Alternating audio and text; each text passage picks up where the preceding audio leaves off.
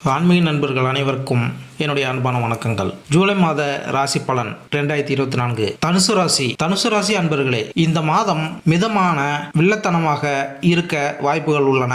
வாழ்க்கையின் சில பகுதிகளில் நீங்கள் சிறப்பு எச்சரிக்கையுடன் இருக்க வேண்டும். ஆரோக்கியத்தை போலவே உங்கள் உடல்நலம் பலவீனம் அடையக்கூடும் என்பதால் உங்கள் ஆரோக்கியத்திலும் நீங்கள் சிறப்பு கவனம் செலுத்த வேண்டும். காதல் உறவுகளில் முற்போக்கான தீவிரம் இருந்த போதிலும் வாக்குவாதங்கள் மற்றும் வாய்ச்சண்டைகள் ஏற்படலாம். இருப்பினும் திருமணமான சொந்தக்காரர்களுக்கு அவர்களின் உறவு காதல் நிறைந்ததாக இருக்கும் என்ற நல்ல செய்தி இருக்கும். இருப்பினும் உங்கள் ஈகோக்கள் மோதாமல் இருக்க நீங்கள் கவனமாக இருக்க வேண்டும். ஒரு வேலையை செய்யும் பூர்வீகவாசிகள் தங்கள் வேலைகளில் குறைந்த அக்கறை காட்டுவார்கள். இதனால் வேலையில் சில தவறுகள் நடக்கலாம். எனவே நீங்கள் உங்கள் வேலையில் கவனம் செலுத்த வேண்டும். இல்லையெனில் சிக்கல்கள் ஏற்பட வாய்ப்புகள் உள்ளது. வியாபாரம் செய்யும் சொந்தக்காரர்களுக்கு இந்த மாதம் சாதகமாக இருக்கும். உங்கள் வணிகத்தை முன்னோக்கி கொண்டு செல்ல நீங்கள் அரசாங்கத்துறையுடன் உறவுகளை ஏற்படுத்த முயற்சி செய்ய வேண்டும். மேலும் உங்களின் வணிக பங்காளிகளும் இதற்கு உதவலாம். தனுசு ராசிக்காரர்களின் குடும்ப வாழ்க்கையில் ஏற்ற இறக்கங்கள் இருக்கும். குடும்பத்தில் நல்லிணக்கம் குறையும். அதனால் நீங்கள் சற்று தொந்தரவு அடைவீர்கள். மாணவர்கள் ஆர்வத்துடன் புதிதாக ஒன்றை கற்க வாய்ப்பு கிடைக்கும். மேலும் உங்கள் கவனமும் அதிகரிக்கும். இருப்பினும் உங்களை சுற்றியுள்ள சூழ்நிலை மற்றும் குடும்ப சூழ்நிலைகள் உங்கள் கல்வியில் சில தடைகள் உருவாக்கலாம். நீங்கள் வெளிநாட்டில் படிக்க விரும்பினால் மாதத்தின் இரண்டாம் பகுதியில் வெற்றி பெறுவீர்கள். தொழில் இந்த மாதம் தொழில் ரீதியாக ஏற்றத்தாழ்வுகள் நிறைந்ததாக இருக்கும். உத்தியோகம் செய்கின்ற சொந்தக்காரர்கள் சில பிரச்சனைகளை சந்திக்க நேரிடும். நோடல் கிரகம் கேது இந்த மாதம் முழுவதும் 10ஆம் வீட்டில் இருப்பதால் உங்கள் வேலையில் ஆர்வம் குறையும் சூழ்நிலைகள் உருவாகும். மேலும் உங்கள் வேலையை தாமதப்படுத்தி இன்று இல்லாமல் மறுநாளுக்கு மாற்றலாம்.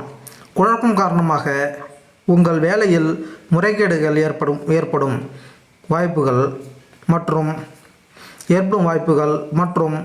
இது நடந்தால் அது உங்கள் வேலைக்கு கடினமான காலமாக இருக்கலாம் மற்றும் உங்கள் மேலதிகாரிகளின் கோபத்திற்கும் நீங்கள் ஆளாக நேரிடலாம்.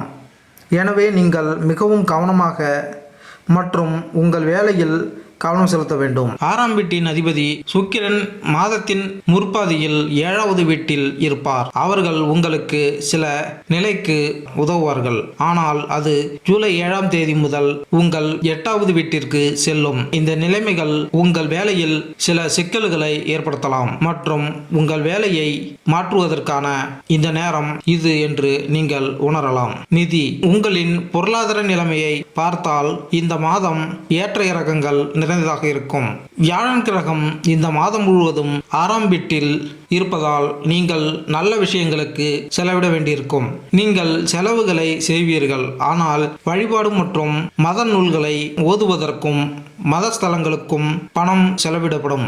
உங்கள் வீட்டின் தேவைகளுக்காகவும் வயதானவர்களின் ஆரோக்கியத்திற்காகவும் நீங்கள் செலவு செய்யலாம். இந்த மாதம் எந்த வகையான கடனையும் வாங்குவதற்கு பொருத்தமானதாக இருக்கும். ஆனால் நீங்கள் எந்த கடனையும் திரும்பி செலுத்த விரும்பினால் மாதத்தின் முற்பகுதி மிகவும் சாதகமாக இருக்கும்.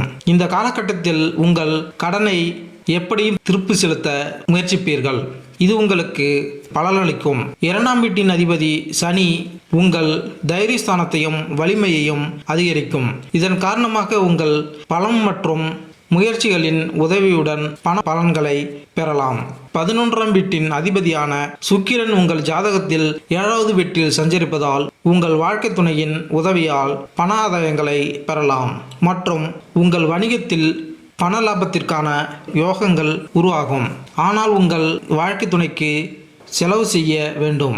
உங்கள் பிறந்த ஜாதகத்தின் 8ஆம் வீட்டில் சுக்கிரன் திடீர் சஞ்சரிப்பதால் சில பண பலன்களை பெறலாம். ஆனால் உங்கள் செலவுகளும் அதிகரிக்கலாம். எனவே பணத்தின் சரியான நிர்வாகத்தில் கவனம் செலுத்த வேண்டும். காதல் மற்றும் திருமண உறவு. நீங்கள் ஒரு காதல் உறவில் இருந்தால் 5வது வீட்டில் உள்ள செவ்வாய் உங்களை வெறித்தனமாக காதலிக்க வைக்கலாம்.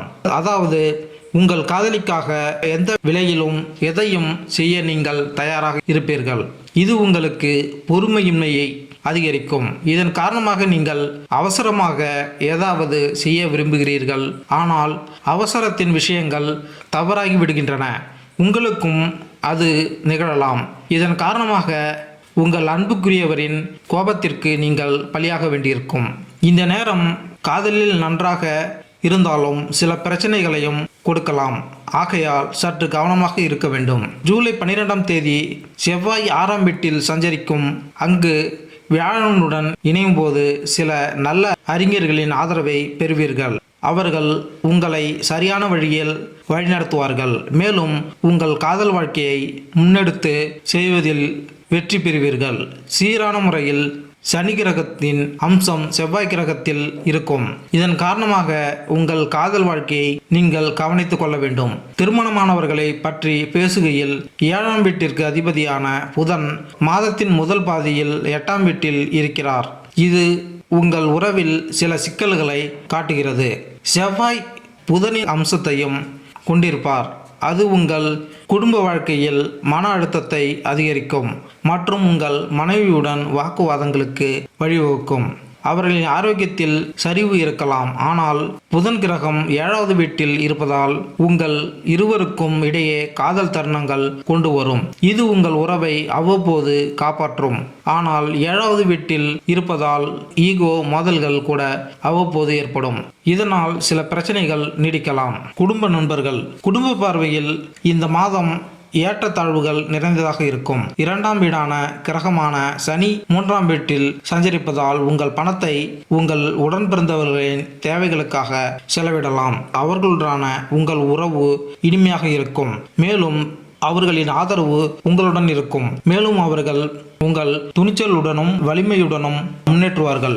அவர்கள் முன்னேற உங்களுக்கு உதவுவார்கள். குடும்ப வழியில் நிதி சவால்கள் உங்களை தொந்தரவு செய்யும்.